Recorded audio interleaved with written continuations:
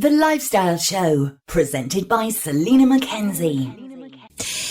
Now, Ringo's star was often overshadowed by his former bandmates, of course, the Beatles, but his story was no less remarkable or compelling. Well, the book, called Ringo, A Fab Life, it highlights a life so jaw-droppingly eventful that one is left wondering how he also had time to become one of the best musicians on the planet. Here to tell us about the book is author Tom Doyle. Great to have you on the show with us, Tom. Hi, Selina. So, yeah, I mean, extraordinary life. There's lots of things he did as well as being in the Beatles, but he was actually brought up in poverty, wasn't he? Yes, I mean, he was the poorest of the Beatles, basically. A single mum, working all these different jobs, trying to make ends meet and stuff because his dad had walked out when Ringo was about 3. And he had a really tough upbringing, actually, Ringo. Because by the time he was 6, he was actually in a coma. He'd suffered from peritonitis. Yes, he was in a coma for 10 weeks, and his mum was told repeatedly that he might die. And then the same thing happens, different illness, TB, in his early teens, and he spends another year in hospital. So, I mean, basically, he didn't go to school, and it's funny, McCartney said something last year, which is basically anything that Ringo knows is self-taught, quite literally. Poor upbringing, trouble with illness and stuff like that, which makes it all the more remarkable that he embarks upon this incredible life story. It's incredible, really, because this time yesterday I was interviewing somebody who'd written about Brian Wilson of the Beach Boys, and it's a very similar story. He was also self-taught, didn't grow up in the best of households. Maybe that's what makes these people such geniuses. Well, a bit of hardship in your early years, I mean, I'm sure drives you on. I mean, if you think about John and Paul, I mean, they both lost their mothers as teenagers. It's rocket fuel, can we call it? Yeah, indeed. So how did he get into the band, and why did he change his name? Because his real name's Richard Starkey.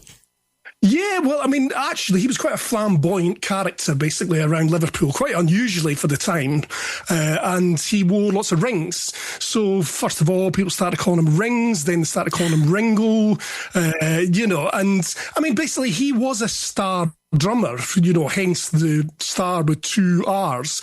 He was playing in this band called Rory Storm and the Hurricanes, who did, summer season at Butlins and all this sort of stuff. And they were a very showy, flamboyant kind of band.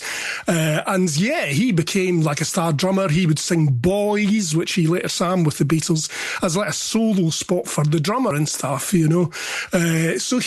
what's interesting about it actually is that Ringo was kind of way more established as a musician in Liverpool and beyond than John and Paul. I mean, the first time that he met them in the summer of 1960 in the basement of the Jacaranda in Liverpool, he just took a look at them and he was like, he said later, we were the professionals. They were just a bunch of scruffs. So, I mean, the thing is, the Beatles actually getting Ringo in the band was a bit of a coup for them too, because he was really well known. But then in 1960, they both found themselves in Hamburg, and they're basically sharing a stage, So, I mean, they're alternating with the Beatles are alternating with the Hurricanes, to provide this like 12 hours of non-stop music. And that's where they first became friends. And it's interesting as well, because Pete Best, I mean, he gets a rough deal and stuff like that, the original Beatles drummer. But it's a tough one. I mean, I think socially he didn't fit in. Even in Hamburg, apparently, he used to like slope off on his own and stuff and didn't sort of hang out with the others. And then, by 62, he's kind of phoning in sick a lot of the time. And then Brian Epstein actually knocks on Ringo's door, right? And I've stood outside Ringo's door where he was living at the time. It's a tiny little house. So Brian Epstein goes around there and says, you fancy doing a sort of lunchtime show at the Cavern with the Beatles? And Ringo says, yeah, hold on, I'll put my trousers on and I'll be right down. So it was a very unglamorous beginning to this band, really. It's, I can understand. I mean, Pete Best really needed to gel, didn't he? I would imagine in a band like that, you're going to spend like almost 24 hours a day with each other. You've got to be more like family and get on with each other. Well, it's how bands split up, really, you know, personality differences and stuff like that, you know. So, yeah, I mean, he complimented them in terms of humour and stuff like that, but also musically. I mean, George Harrison said that the first time that Ringo sat in with the band, it was just electric. I mean, you know, Ringo really put the electricity into the Beatles, and they knew from that point that they were up and running. And how did he cope with the fame? I mean, they were undoubtedly the biggest band in the world, you know, for many years. How did he cope with that sort of fame from his sort of humble beginnings? Well, actually, if you look at when they first land in America in '64, I mean, Ringo handles the fame beautifully. I mean, he's the one. It's not John and Paul. It's actually Ringo and George who are doing all the wisecracking and stuff at the press conference.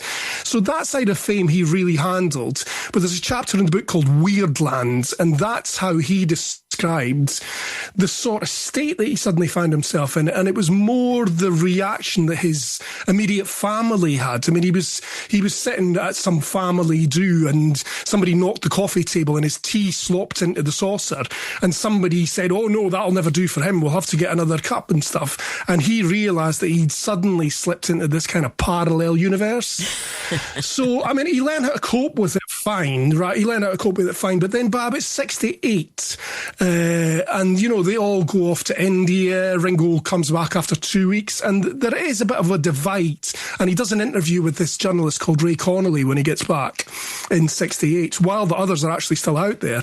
And he's really kind of down, you know. I mean, he's saying, "I'm not a great drummer," which he is. I mean, he's a superb drummer. He's going, "I'm not a great drummer and I'm not that interested in getting better," and stuff like that. And then he's also sort of hankering after a non-fame life. He's thinking about his pals back in Liverpool, and he says that life seemed to have fewer problems, but maybe it didn't. So I think it was one of those things that, I mean, like anyone, and especially with that white-hot sort of fame that they had, you had to acclimatise to it, but also you must have had a love-hate relationship. But then, yeah, by the time we get to sort of, I would say, Abbey Road's period on, you know, and obviously the band are breaking up, and then Ringo embarks on this whole career of his own. So at that point, he looks entirely comfortable with fame, I would say. And he was married twice, the second time to Bond girl Barbara Bach. Yes, that's right. Yeah, now they met, there's a whole chapter, I mean, I cover all Ringo's 70s films, the good and the bad, and mostly the bad. And they met on the set of a film called Caveman, which was a big starring role for him. It was like a big movie. I mean, it's like a, you know, prehistoric romp, basically. But yeah, they met on there. There's one really funny scene where his character has to jump into a fast-moving river to save Barbara Bach's character. And she said later that was the moment when she thought, "Oh, God, he's great," you know. And she kind of fell in love with him. And, I mean, that was it. You know, after that film, they were a couple. And, I mean, they've never separated since, you know. They're still together, are they? Oh, yeah, big style, yeah. I mean, and they're really good for each other as well. You know, I mean, the book also documents the rough times that he had particularly in the late 70s and through the 80s, you know, with drugs and drink. And she was involved in that too. And, you know, it was a dangerous sort of mutual enabling relationship for a while. But in 1988, they decided to get clean. They flew away Mexico, and that was it, you know, and clean ever since. I mean, they're obviously a really close couple, and obviously really suit each other. And it's so funny because I talked to Joe Walsh of the Eagles, and he is Ringo's brother-in-law, which amazes him still because it's mad, right? Because he is married to Barbara's sister Marjorie. So there you go. I mean, you've got this really odd little set up there, well, from Joe Walsh's perspective, you know, because he says sometimes at a family do, he'll be sitting there and he'll turn around and he'll go, "Wow, that's Ringo from the Beatles," right?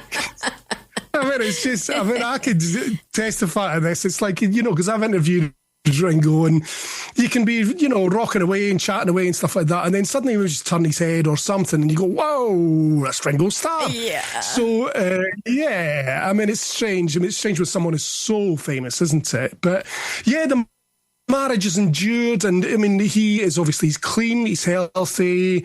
Only last year he was on stage in Vegas doing star jumps at the age of 84. So he's pretty keen to prove that he's supple too. He certainly is. So you've interviewed him. What's he like as a person? Does he seem a really down-to-earth guy? Yes, one of the bits that are in the book that I write about the experience of interviewing him, because basically he only ever wants to be interviewed for up to 20 minutes. Up to 20 minutes, and that's it, you're out. But in these 20-minute interviews, you can sometimes really see lots of different Ringos, so the comedy grump that we all know, or the cheeky chappy that we all know. But also, he's this whole peace and love thing that he says all the time, right, has its roots basically in the time back in India when the Maharishi gave him a mantra which he uses all the time, so meditation really helps him, and he still does it daily and stuff. So I think Ringo's really surprising in lots of ways, and that's why I thought this sort of multifaceted book, which is sort of episodic or thematic rather than like a straight retelling of his story, that's why I thought it would work so well. Yeah, you mentioned his film career. Never mind that. I used to love to hear his voice in Thomas the Tank Engine. Yes. Well, it was quite funny because those were recorded at a time when, let's say, he wasn't sober. Really? There's this brilliant bit in the book when he goes on GMTV to promote it, right, with the Reverend who'd written the Thomas the Tank Engine books. And Ringo looks like he's been up all night, being honest with you. I think he might have been even. But he confesses on that programme that they tried to record a couple of Thomas the Tank Engine things where he was sounding a bit rough, let's say, so they had to re-record them, And it's very funny. He's like, "Hello, it's Uncle Richie here." Incredible. Am I right, Tom, that he was once a furniture designer? Yes, well, that's the thing. Yeah, he had this. He started this thing in '69 called ROR, a company, right? Which basically, it was kind of space age furniture, right? And his partner was this guy called Robin Cruikshank. And yeah, it was like he had various different things. It would be like, look, this is so Ringo, it's so 1970s. There would be like a space age looking silver drinks cabinet with speaking. Well, it was more a hi-fi cabinet with space for drinks on the top. So that's drinks and music at the same time.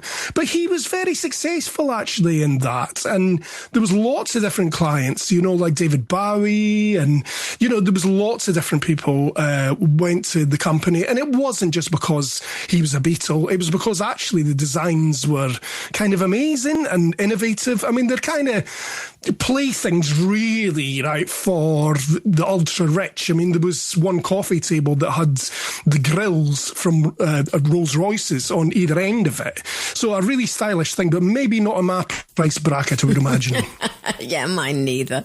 Well, I'm great that he found peace and sobriety, and he's still rocking. If people want to buy the book, it's called Ringo, A Fab Life, and it's by Tom Doyle, who we're chatting to now. Tom, it's been lovely to chat to you. Thank you for joining us today. Brilliant. Thank you, Selina. Take care. Bye-bye. Cheers. Bye.